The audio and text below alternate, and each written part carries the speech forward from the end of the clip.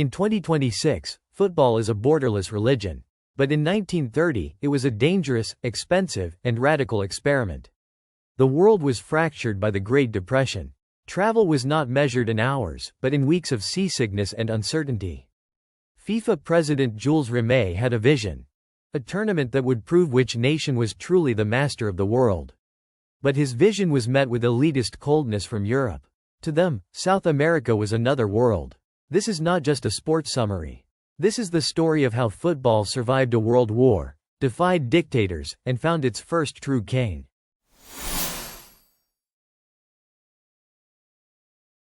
Uruguay 1930. Why Montevideo? Because Uruguay were the kings of Europe, already, having won back-to-back Olympic golds.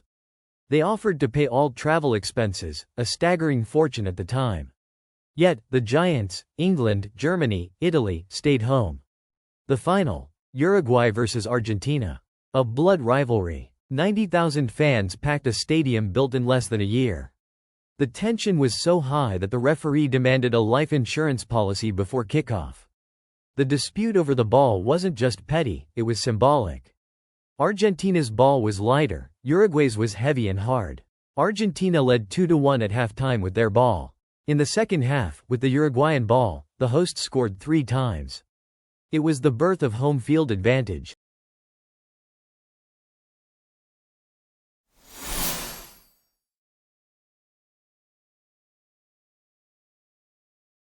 Then came Mussolini's Italy. For the Duce, football was a weapon of propaganda. The 1934 and 1938 tournaments were less about sport and more about national strength. Italy's oriundi, South American players of Italian descent, were fast-tracked into the team. It was the first instance of sport washing. But behind the politics was Vittorio Pozzo, the old master. He invented the metodo system, a precursor to modern counter-attacking football.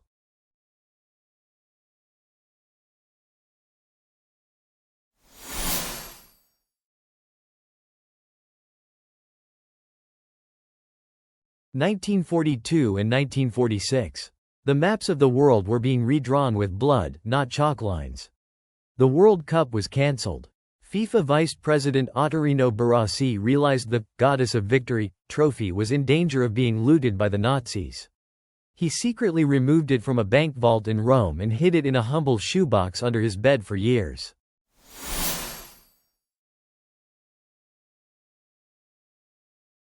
When the world finally played again in 1950, Brazil was a different nation. They were ready for their coronation. They didn't just build a stadium, they built a temple, the Maracanazo. The match against Uruguay wasn't officially a final, it was a round robin. But the math was simple.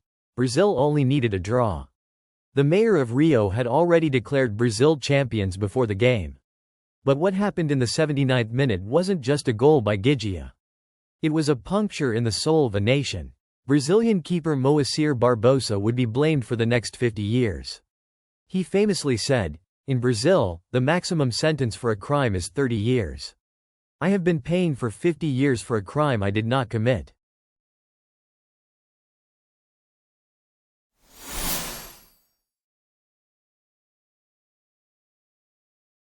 (1954) Switzerland, the era of the magical Magyars.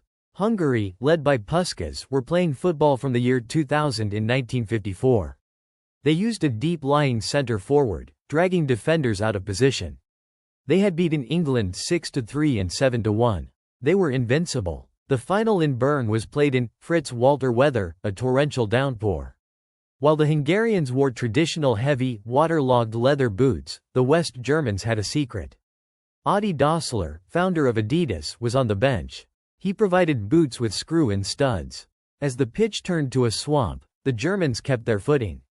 It was the first time sporting science decided a World Cup.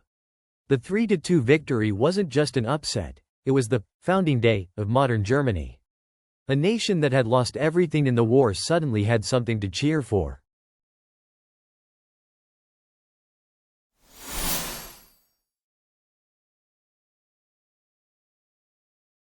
(1958) Sweden. Football was finally televised globally. But Brazil arrived with a heavy heart, still haunted by 1950. They hired psychologists, dentists, and rigorous trainers. And they brought a 17-year-old.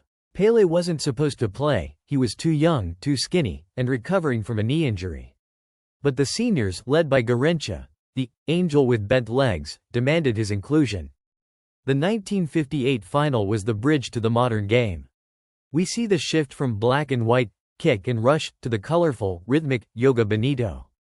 Pelé's goal, the flick over the defender and the clinical volley, was the moment the World Cup became the beautiful game. As the 17-year-old wept on the pitch, he wasn't just celebrating a trophy. He was announcing that football was no longer a European or South American game. It was a world game. The dawn was over. The sun was rising on the golden age. From 1930 to 1958, in just 28 years, the World Cup evolved from a risky, radical experiment into a global religion. But as we have seen, this is not merely a record of scores and statistics. It is a chronicle of human defiance.